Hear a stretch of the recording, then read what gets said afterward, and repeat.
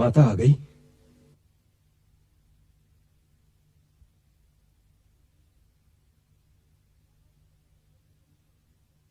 मैं आपको अकेला छोड़कर नहीं जाऊंगा। वो तुम्हारी प्रतीक्षा कर रहे होंगे।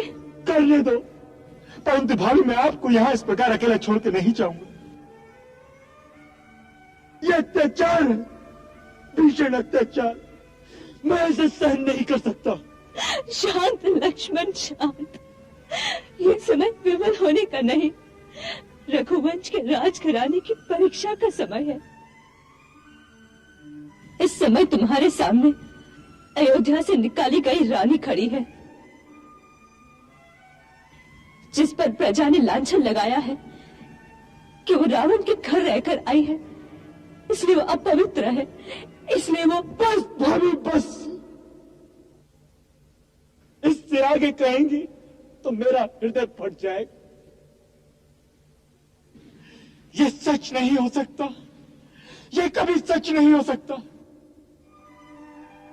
इस प्रकार की अनगल बात करने का कोई साहस भी कर सकता है? जो पापी ऐसी बात कहेगा, भैया उसकी जीभ नहीं काट लेंगे।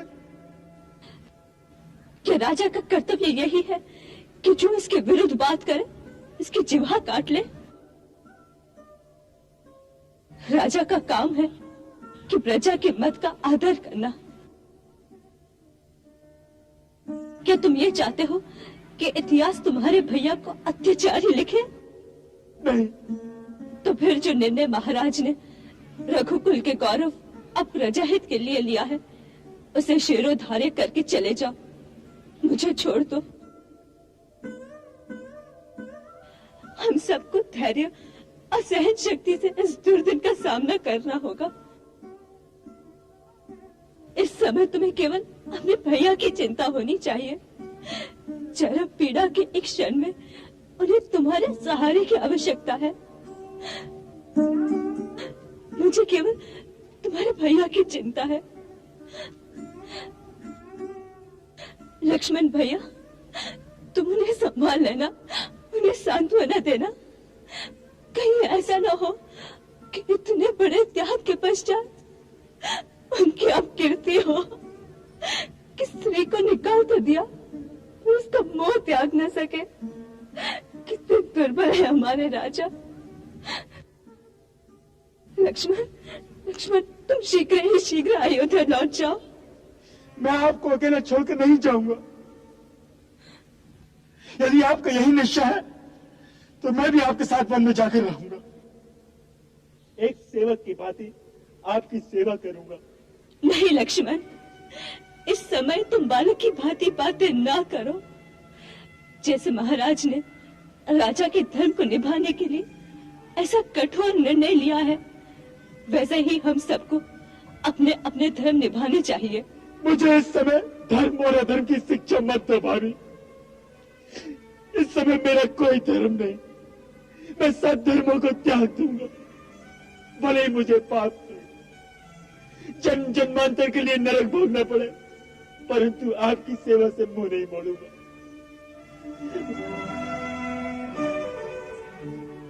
भाभी, मैंने आपको अपनी माता माना है। मुझे पुत्र का धर्म निभाने दो माँ, धर्म निभाने दो माँ। यदि तुमने मुझे माता कहा है तो पुत्र का धर्म है कि माता की आज्ञा माने। मैं आपके चरणों की सौगंध खा के कहता हूँ, मैं आपकी हर आज्ञा मानूंगा, मैं आपकी हर आज्ञा मानूंगा।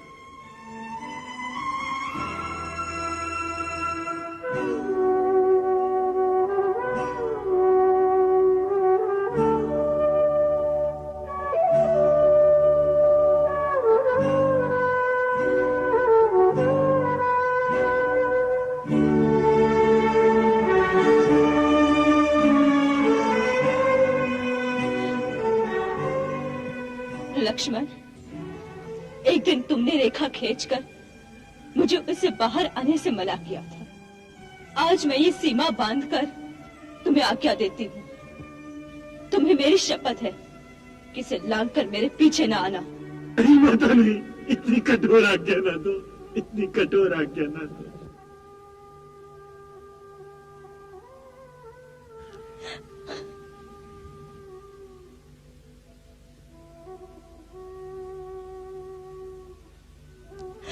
महान राजघरानों के राजकुमार इतने निर्भय नहीं होते।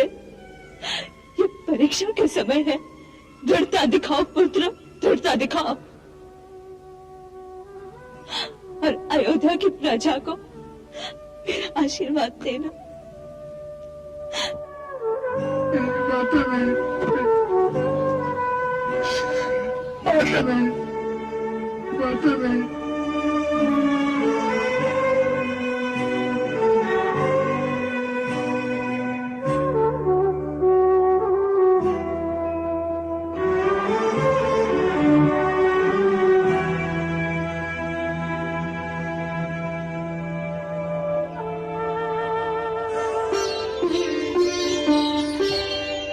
यह रेखा माँ की आज्ञा है, इस रेखा को तोड़े कैसे। पर सेवक अपनी माता को निर्जन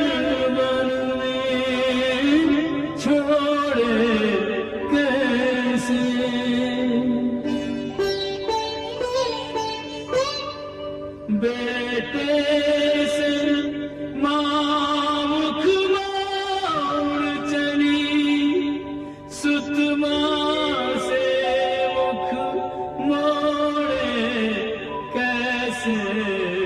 ममता की देवी का नाता विपदाओं से जोड़े कैसे।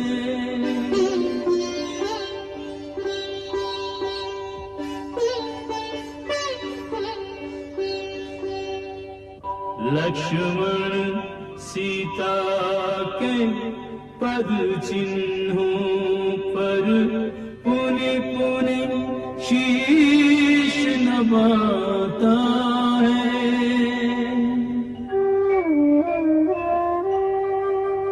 सिया राम कथा में मोड़ ये कैसा, लक्ष्मण समझ न पाता है। बस निठुर नियति के निर्णय पर लक्ष्मण को रोना आता है। लक्ष्मण को रोना आता है।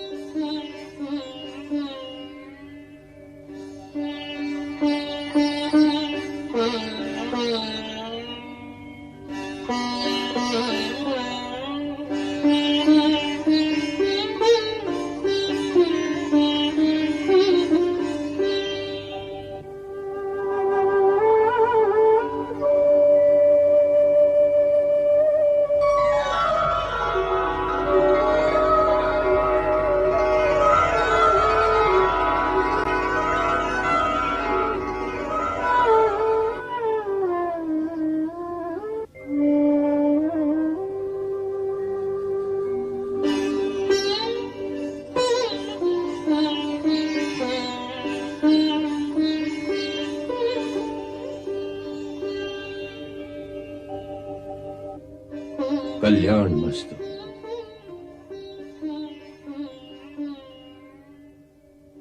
मैं दिव्य दृष्टि से सब कुछ देख चुका हूं। आपने जो त्याग और बलिदान के एक महान आदर्श का कीर्तिमान आज स्थापित किया है, उसके लिए वाल्मीकि का प्रणाम स्वीकार करें। आज से आप हमारे आश्रम का आतिथ्य स्वीकार करें तो वाल्मीकि आश्रम देवी सीता की चरण धूल से पवित्र हो जाए।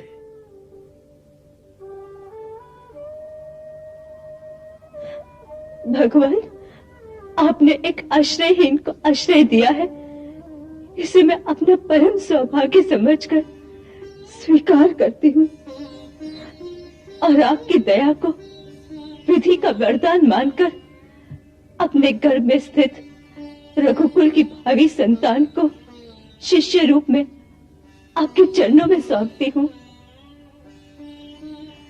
मेरी संतान को भगवान वाल्मीकि जैसा गुरु मिले, ये तो मेरे पूर्वजों के सत्कर्मों का ही फल होगा। आज तीनों लोग जिसकी महानता के सामने नतमस्तक हैं, उसकी संतान का गुरुपद स्वीकार करना मैं अपना गौरव समझता हूं महारानी सीता। नहीं, अब मैं महारानी नहीं हूँ। मुझे अपने पुत्री के रूप में स्वीकार कर लीजिए महर्षि।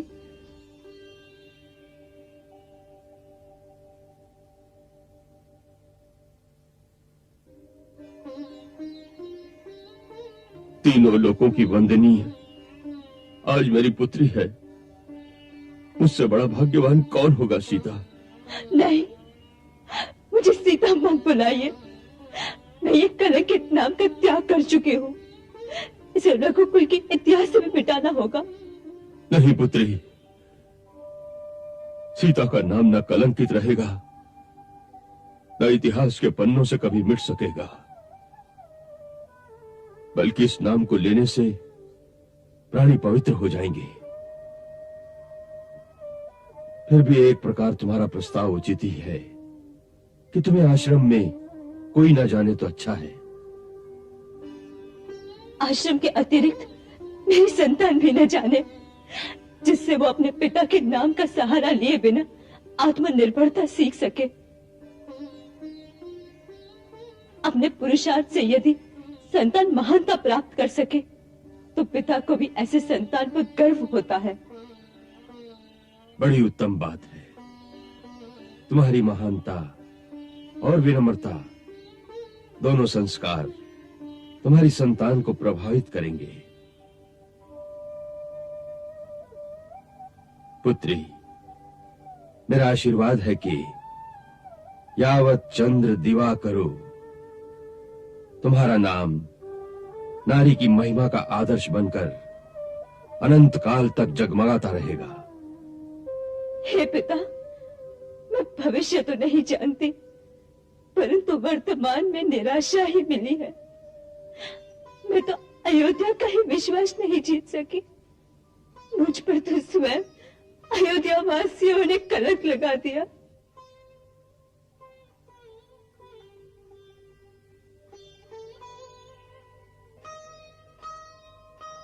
पुत्री, ये कलंक तुम पर नहीं, अयोध्या ने सदा के लिए अपने आंचल पर लगा लिया है।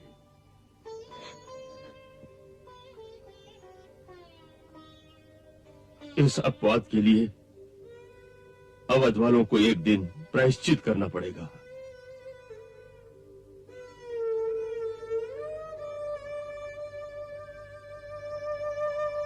आओ पुत्री, अपने आश्रम में चलें।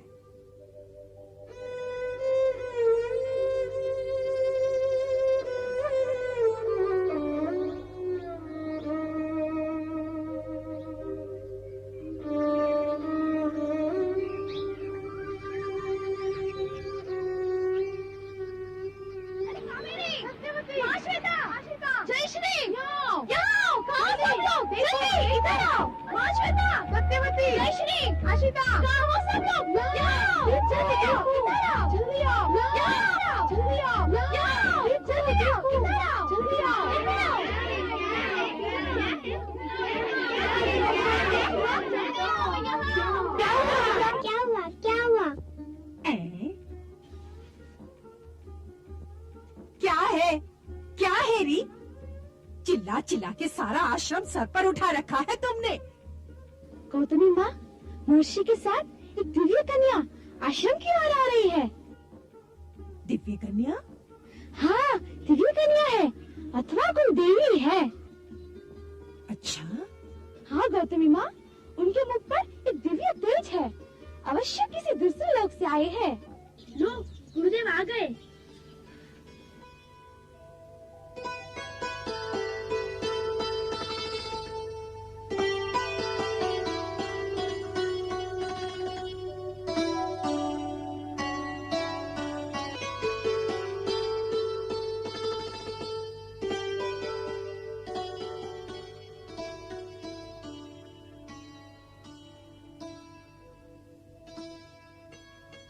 सचमुच इंद्रलोक से आई लगती है ना।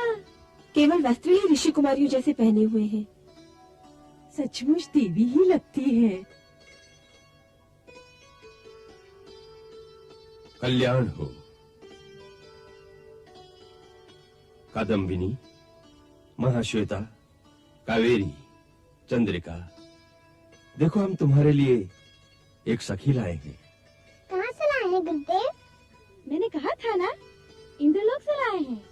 क्या गुरुदेव, इंद्रलोक से लाए हैं ना? नहीं चंद्रिका, ये इंद्रलोक से नहीं आई। फिर? ये जिस लोक से आई हैं, वो लोक इंद्रलोक से भी बहुत ऊपर है। अच्छा। हाँ, परंतु वन देवी इस समय हमारी पुत्री का रूप धारण करके हमारे आश्रम को पवित्र करने आई हैं। वन देवी का नाम क्या है गुरुदेव? वन देवी का नाम वन देवी ही होता है। देवियों को नाम से नहीं बुलाया करते, अपराध होता है। क्षमा करना वन देवी, हमसे भूल हो गई। पुत्री, ये सब स्नेह की निर्मल धाराएं हैं। ये जब इकट्ठी होती हैं, तो मुनि आश्रम में ऐसा लगता है जैसे प्रेम, भक्ति और भावनाओं की मंदाकिनी बह रही हो। ये सब तुम्हारी सेवा करेंगी। गौतमी माँ, वन देवी के निवास का प्रबंध अपने साथ वाली कुटिया में ही करना, जिससे इन्हें कोई असुविधा न हो। गर्भवती होने के कारण इन्हें किसी भी समय अकेला न छोड़ा जाए। आप निश्चिंत रहें गुरुदेव, हम सब हर प्रकार से इनकी सेवा करेंगे। पुत्री, पिता के घर में यदि ससुराल का ऐश्वर्य और वैभव ना भी हो, तो भी पिता के घर में ममता का स्निग्ध आंचल बड़ा विशाल होता है। आज तुम ममता के उसी आंचल की छांव में आ गई हो। अब तुम्हें कोई कष्ट नहीं होगा। आपका आश्रय जिसे मिल जाए, उसे किस बात का कष्ट होगा?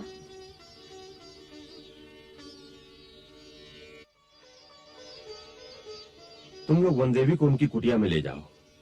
मैं अभिमंत्रित करके जल भेजता हूँ। इनकी कुटिया के चारों ओर छिड़क देना, जिससे कोई अप्रिय आत्मा इनकी कुटिया के निकट न आए। महाश्वेता, जी गुरुदेव। तुम मेरे साथ आओ, मैं तुम्हें जल अभिमंत्रित करके देता हूँ।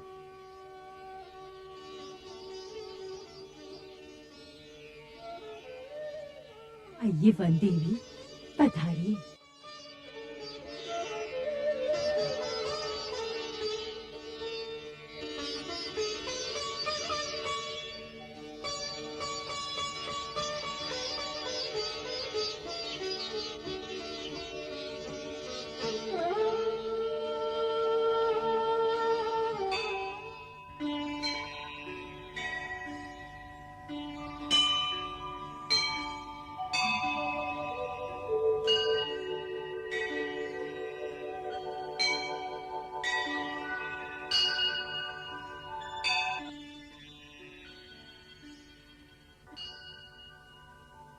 महाश्वेता, ये पवित्र जल ले जाओ और कुटिया के चारों ओर छिड़क देना। जी गुरुदेव।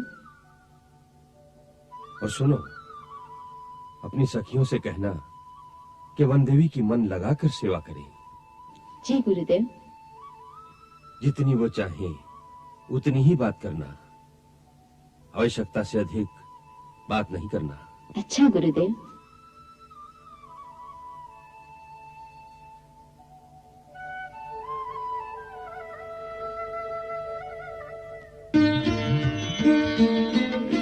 महाश्वेता, और एक कुशा लेकर आना। जाओ।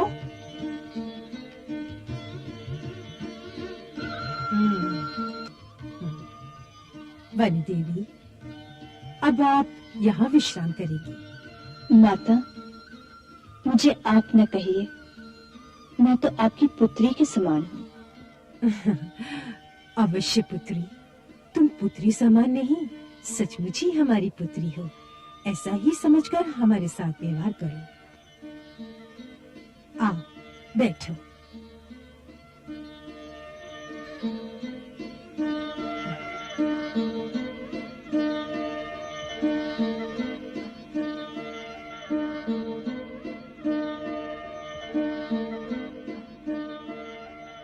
अरे ओ महाश्वेता, शीघ्रता से वन देवी का कक्ष सजाओ।